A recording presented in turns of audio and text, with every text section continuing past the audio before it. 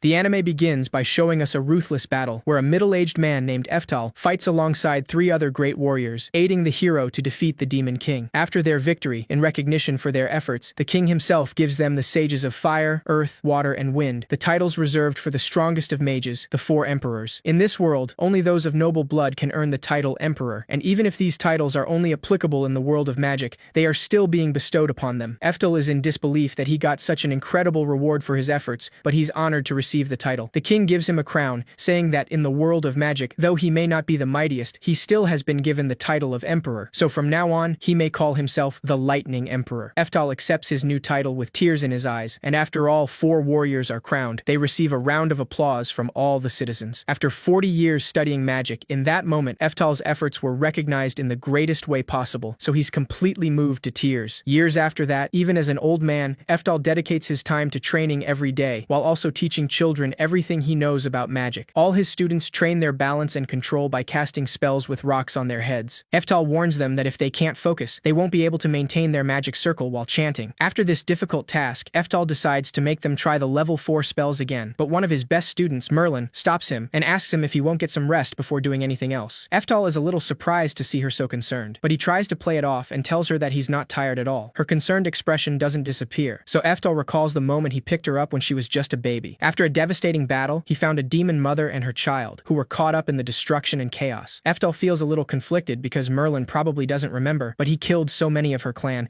and now she's looking at him with such worry. He decides to put that aside and tells the kids that they'll go over their 4-level spells, but Merlin speaks up once again, asking him to teach them level 6 spells instead. The rest of the kids obviously complain because they just learned level 5 recently, and it's too soon to learn more advanced magic. Eftal isn't surprised at all because Merlin has always been very spirited, and she's always eager to learn and improve her magic. Merlin agrees and explains that it's because she's the best student of Eftal, the Lightning Emperor. Eftal looks a little thoughtful after hearing that title, but he doesn't say anything about it and simply moves on to the level 4 spells, telling her that there's no rush and that the fundamentals are important. Merlin looks a little frustrated because she actually thinks she needs to hurry, but she decides not to argue any further. However, later, after training, she ventures alone into the forest, armed only with her staff and great resolve. The sounds of the forest are intimidating and everything is too dark, but Merlin convinces herself that she isn't scared. After a while, she finally reaches a cave in the depths of the forest, determined to defeat the monster in there so she can truly call herself the Lightning Emperor's best student. That way, she'll be able to teach everyone so Eftal doesn't have to, and he can relax and get some rest. Merlin walks into the cave with determination, but things escalate quickly, and in no time, she finds herself running from that monster in the forest. Level 4 magic didn't work at all, but she still thinks she's got one more chance to make this work. Merlin stops running and turns around to face the monster, chanting a long spell to cast a level 6 magic spell, Thunderbolt. After putting a lot of focus into it, Merlin is happy to see that it actually worked, and she was able to hit the monster with a level 6 lightning. However, unfortunately for her, not even a level 6 magic spell is enough to defeat this monster, and Merlin clearly doesn't know any better, so she just tries to run away. Before she can flee, the monster attacks her with its claws, making her fall and cornering her, leaving her with no escape. Just when she thought it was over for her, Merlin suddenly hears the sound of thunder, and that's when Eftal shows himself before her. He's not happy at all, though, because he told her to stay away from this forest several times. His harsh reprimand clearly scares her, so Merlin quickly apologizes, regretting what she's done. Eftal manages to calm down, but he firmly reminds her that she has the greatest potential among all his students. However, she's in too much of a hurry, and power she rushes to master is no power at all, because it'll slip right through her fingers. Merlin jumps in fear when she suddenly sees the monster looming behind him, but Eftal clarifies that he's in the middle of a lecture and he can't be interrupted. Just like that, he casts a level 10 magic spell, completely exterminating the monster with a powerful lightning. Even after returning home, Merlin is still thinking about that spell, amazed by how strong her master is. Eftal asks her to forget about it and go to bed already, because she's done enough study for today. However, before she can leave the room, he suddenly collapses and coughs up blood. Merlin is immediately alarmed, and Eftal knows that she saw the blood on his hand, so now she knows about the sickness he was trying to hide. To his surprise, Merlin confesses that she had already noticed before, which is why she wanted to learn as fast as she could. Eftal finally understands why she's been working so hard all this time, and why she was in so much of a hurry. Merlin asks him to take care of himself and get as much rest as he can, but Eftal doesn't let her finish and clarifies that he has little time left and no time to rest. This is something Merlin clearly doesn't understand, so she asks him why he's still training his magic even when he's so sick. Without thinking too much about it, Eftal ruffles her hair and decides to be honest, saying that he wants to train the talented students who come after him, like her. He confesses that he wanted to be the strongest in the world, and if every mage wants to be the greatest of them all, then he is no exception. Unfortunately, he knows that he is never going to achieve that. Merlin immediately protests, tests, reminding him that he's incredibly strong because the Lightning Emperor is the strongest of them all, and even today, he did a level 10 spell so easily. Merlin trails off mid-sentence, but Eftal already knows what she's trying to say. However, he knows very well that compared to the younger ones and their talents, he is way behind. Even during the battle against the Demon King, only he, the oldest, was ever struggling. Merlin's expression turns sad when she realizes, so she decides not to say anything else for now. A few days later, one of Eftal's students rushes to inform him that the Flame Emperor has finished his theory of magical aptitude. Eftal quickly checks the details, because the discovery of one's magical aptitude has long been thought impossible, but now, he's shocked to see how it's done. He wouldn't expect anything less from the Flame Emperor though, since he's always known he truly is a genius. After delivering the information, the kid asks him what he will do now, and Eftal tells him that it is time to give it a try since it's worth testing. Once all his students have gathered around him, Eftal places 4 test tubes on the table to test the theory immediately. After reading the paper, he decides to start with Merlin and plucks 4 hairs from her head to place them inside each test tube, immersing it in a special magic water treated for each element: fire, earth, water, and wind. As soon as Merlin's hair comes into contact with the special magic water, the test tubes suddenly emit an intense glow, and the water in each of them changes color. All the kids are surprised to see this sudden change, and they notice that 2 of the test tubes are shining, though they don't really know what it means. Eftal explains that the paper says that the strength of the light and the depth of the color indicate a rank between E and S. Green and blue are glowing and brightly colored, which means Merlin has S rank in both water and wind. The other test tubes are red and brown, so the students quickly understand that fire is C rank and earth is B rank. Eftal confirms it, clearly amazed, and he notices that it doesn't seem to mean much to Merlin, but he has raised her since she was a baby, so he knows. Given what he knows about Merlin's magical aptitude, the results of this magical aptitude test are 100% accurate. The current way they learn magic involves making a student study basic spells of all types, and after a certain time, they decide what they believe their aptitude to be. But now they will be able to know the minute they start school. Better yet, they'll know what they are best at the moment they are born, which means they can become much stronger. Without wasting more time, Eftal decides to go next, asking his students to help him do the aptitude test. Merlin tells him that he doesn't need to because he's one of the 4 emperors, but the other students disagree since they're very curious about it and they think it must be amazing. They're all clearly eager to see, and Eftal also wants to know, because even if he can't reach the highest level of magic, he wants to know if he ever had the talent to do it. He's worked dozens, if not hundreds of times harder than anyone else, and he's sure the other emperors worked hard too, but he put in considerably more effort than they did. With this in mind, he's really looking forward to his aptitude test results, so he waits for his students to cut his hair and find out. However, to his surprise, when his students place his hair in the test tubes, the magic water remains colorless. This clearly confuses everyone, so one of his students reads the paper and says that colorless apparently means no aptitude. Even knowing this, he's sure there must be something wrong with it, because there's no way he could have 0 aptitude. Eftal agrees, still in denial, because no aptitude means that none of the spirits have blessed him. He doesn't understand why though, considering he's the Lightning Emperor and that he's come this far with his own magic. Merlin notices his distress and tries to reassure him, saying that they may have done it wrong, so they should try again. Of course, given how desperate he is and how close he is to crashing out, Eftal instantly agrees and decides to try a second time, saying that they must have made a mistake. Despite this, the vials remain colorless, no matter how many times he tries, making it clear that it was not a mistake. Eftal becomes more and more frustrated, unable to understand how something like this could be possible. He soon realizes that it always took him longer than the rest to learn magic, and only his unending effort made him better than any of them. With resignation, he understands that the reason he couldn't beat the other emperors, and the reason they continuously surpassed him, was because he had no magical aptitude. That's the only reason, and it was so simple all this time, but he just didn't see it. After this realization, Eftal's sickness takes a toll on his body, causing him to collapse again. Merlin gets concerned and quickly tries to help him, but this time, Eftal's condition doesn't get better. He becomes bedridden after that, and through his agony, he doesn't let Merlin see him that way, so every time she tries to bring him water or food, he just asks her to stay out. Eftal has never looked this bad before, and he now understands that even though he always thought he could reach the highest levels of magic someday, he couldn't overcome the wall called talent. In that moment, he loses all his wishes and his hope, but with pain, he realizes that he had no wishes or hope from the start. Eftal can only feel pain and despair as he understands just how pathetic he is, and he regrets not having more time now. He thought that effort would get him there, but now he can only cry in frustration until he finally breathes his last. The moment Eftal's life comes to an end, a skill called Indomitable suddenly activates, taking him to a vast, white space. He doesn't look old anymore, and he's able to stand on his own, realizing that he completely forgot he even had this skill, since it was over 50 years ago. A goddess descends from above to greet him, but Eftal already knows who she is, and he knows that this is where they first met, after he ended his life in a different world from the last one. The goddess admits that it's been a long time, and his skill, Indomitable, gave him the power to work toward his goal without ever giving up. Eftal didn't remember that, but now he understands why he could never give up on anything. The goddess tells him that it's time for his second reincarnation, and once again, he will be able to have 2 starting bonus skills. She offers him the 2 times growth skill to make things easier for him, but to her surprise, Eftal declines and explains that he's still got his magical knowledge, so if he has the time to put in effort and get better, then that's enough. The goddess is pleased to hear that response, because it's just what she had expected to hear from him. After all, he rose to the rank of the 4 emperors, even though he had no aptitude. That wasn't due to his skill alone, it was thanks to the strength of his will. Eftal clarifies that he wouldn't go that far, so the goddess asks him if he's ready in that case. The moment he confirms it, the space around him starts glowing, and the goddess wishes him a wonderful journey. Eftal then wakes up in the body of a 4-year-old kid, realizing that he's reincarnated. He lived 4 years of his life as Eftal, completely clueless, but now his memories are coming back to him again all of the sudden. Eftal decides to explore the house and looks at himself in the mirror, knowing that he's the Lightning Emperor. As he tries to process everything, his mother suddenly approaches him from behind to take him by surprise with a loving hug, asking him if he slept well. Eftal fights for his life and tries to breathe, so his mother finally releases him and apologizes, saying that breakfast is ready. Once he recovers, Eftal keeps his cool and decides to have breakfast with his mother, still thinking about everything. He knows that thanks to the second reincarnation skill that the goddess gave him, he is now on his 3rd life. Ever since he turned 4, memories of the old Eftal have started to return, so he's decided that this time, he's going to truly master magic. Just as he makes this decision, Eftal suddenly remembers how to prepare water for a magical aptitude test, so he quickly finishes his breakfast and runs straight to his room to try it, wanting to know what aptitude he has in this life. Unfortunately, just like in his last life, the magic water remains colorless, letting him know he has no aptitude at all. Eftal decides to walk outside and lets himself collapse onto the grass, feeling defeated and resigned. Clearly disappointed, he realizes that it's likely he's going to hit his limits when he learns level 10 spells, just like last time. While he thinks about that, a dragon suddenly flies right over him, and he notices it has crimson eyes, which means someone made it mad. Armored soldiers chase after the dragon on horseback, saying that it's heading for the capital, so they can't let it get away. Eftal runs to help as soon as he finds out the town's in danger, but his short legs quickly remind him of his current situation. He could have done something at his peak, but now he is just 4 years old, so he doesn't know what he can do, especially without an aptitude. The dragon rapidly approaches the capital, so Eftal stares at his hands, feeling powerless. If he had known this would happen, he would have been reborn in a body that could use magic. After all, that way he could use that old spell he made, his own original spell, level 10, Eftal. As soon as he thinks of that spell, his hand suddenly starts glowing, and a perfect magic circle forms above him, launching a powerful lightning bolt that directly strikes the dragon, burning it to a crisp. Eftal falls backward in shock, trying to process what he just did. When the dragon falls to the ground, the armored soldiers surround it, trying to figure out what hit it. Eftal sees the fallen dragon to confirm that it really worked, and then looks at his own hand, from which a little electricity comes out. Only then, he understands that he apparently was reborn into this world, able to wield magical abilities from the peak of his old life, even at the age of 4. Now, it's been 3 years since Eftal's past self reincarnated into this new body, and he has done a lot of research. What he's learned is that the world he is in now is the same one he lived in, but 400 years later. One day, Eftal's brother, Fraser, decides to visit him and his mother to check on them and make sure they're all right, giving them some money for the expenses this month. Eftal lives alone with his mother, but Fraser always makes sure they have everything they need. After talking to his mother, Fraser checks on Eftal and notices that he's reading a really difficult book for his age. Eftal explains that these books are really interesting to him, so Fraser tells him that he'll bring him some books as a gift next time in that case. That makes him really happy, so his mother smiles and mentions that they can tell who his father is. Fraser agrees and says that he's sure Eftal doesn't quite understand what the books say yet, but he has no doubt he'll master them soon, and their father will be very pleased. Eftal decides to ask him when he'll meet his father, but Fraser apologizes and tells him that their father is very busy and it's hard for him to make time. Eftal is a little disappointed to hear that, because he's never met his father, but he knows that he is Duke Orcott, an important person in the field of magic in the Kingdom of Azul. He's a descendant of his past self, the Lightning Emperor, so he is curious what he's like. However, his mother has no magical aptitude, so his wife and the other mistresses dislike her. This is a mage family, so Eftal doesn't understand why Orcott would have a child with someone with no magical aptitude in the first place. His wife disliked them so much that she sent him and his mother to live out there in the middle of nowhere. In other words, Eftal's father's family doesn't recognize him as his son, which is why he hasn't been able to see him. Fraser notices his sad expression and apologizes again, saying that he will talk to their father about it. Eftal agrees and simply accepts with resignation, because it's the only thing he can do. Fraser is the second son of Duke Orcott's wife, but he took pity on them and now looks after them, so he's a kind man. After making sure he's okay, Fraser asks Eftal's mother if there is anything else he can help them with. She assures him that they're fine and that he takes good care of them already, so he doesn't have to worry. Eftal is still not completely happy about the situation, but no matter what's going on around him, he doesn't care as long as he can study magic again. His mother decides to prepare some tea for them as they speak, and Fraser asks him what he wants to do in the future with all that studying he's doing right now. Without Without hesitating for a moment, Eftal jumps and exclaims that he's the descendant of a legendary mage, so when he's 15 years old, he wants to go to the Magic Academy in the capital and study magic. Before he can finish his sentence, his mother covers his mouth to silence him and mentions that he's like her and has no magical aptitude. Eftal continues trying to speak, but he knows that in this era, magical aptitude tests are normal, so his lack of aptitude is already known. His mother doesn't let go of him and explains that she's thinking of having him learn swordsmanship and go to military school. Fraser instantly gets excited and tells her that it's a great idea,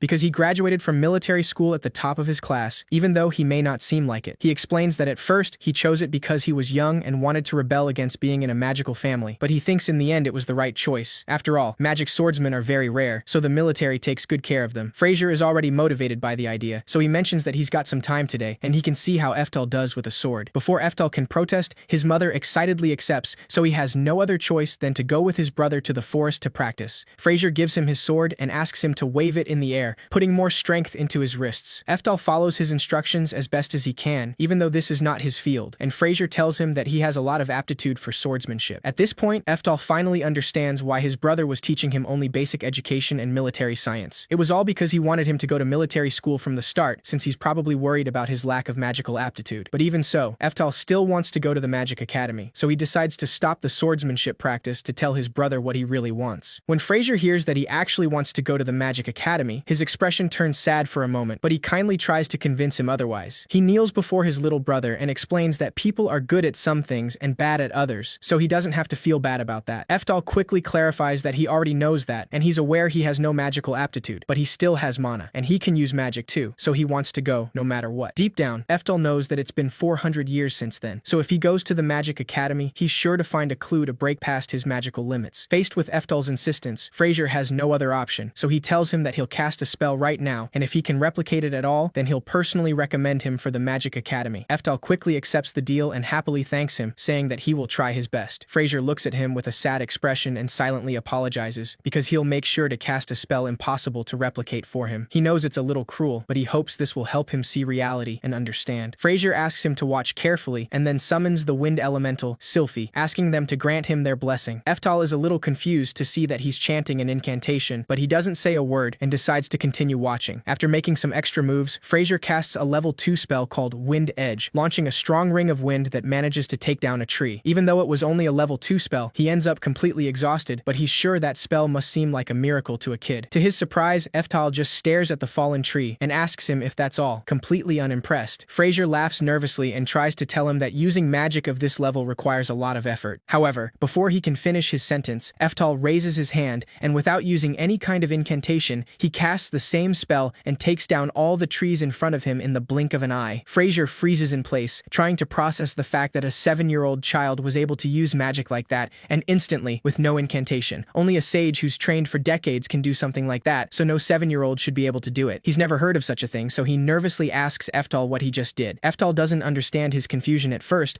but he quickly apologizes, realizing that he was supposed to copy what he did, but it ended up closer to level 4 than level 2. Fraser completely loses his cool and exclaims that level 4 is ultra advanced magic. That only confuses Eftal even more, because he thought level 4 was lesser magic. Fraser quickly asks him how he can use such advanced magic, but Eftal hesitates, because he can't exactly tell him about his reincarnation. With that in mind, he simply tells him that he can't really explain why, but he's kind of adapting the magical knowledge and power he's gained from his studies to this body and brain. Eftal also confesses that he can actually do up to level 10, but Fraser completely freaks out, saying that level 10 magic is lost technology. Fraser then suddenly turns pale, and his soul simply decides to leave his body, so he ends up passing out. Eftal gets a little worried, and he then realizes that he has never let anyone in this life see him use magic, but seeing how Fraser reacted, he can tell something's wrong. When he defeated the dragon, he noticed it too, since they all said that a miracle saved them, simply because they couldn't explain what happened. Eftal is now sure that something is not right with this era, and he hasn't figured out what it is. He decides to investigate about magical levels after returning home, wanting to find out what's going on. He doesn't know what happened over these past 400 years,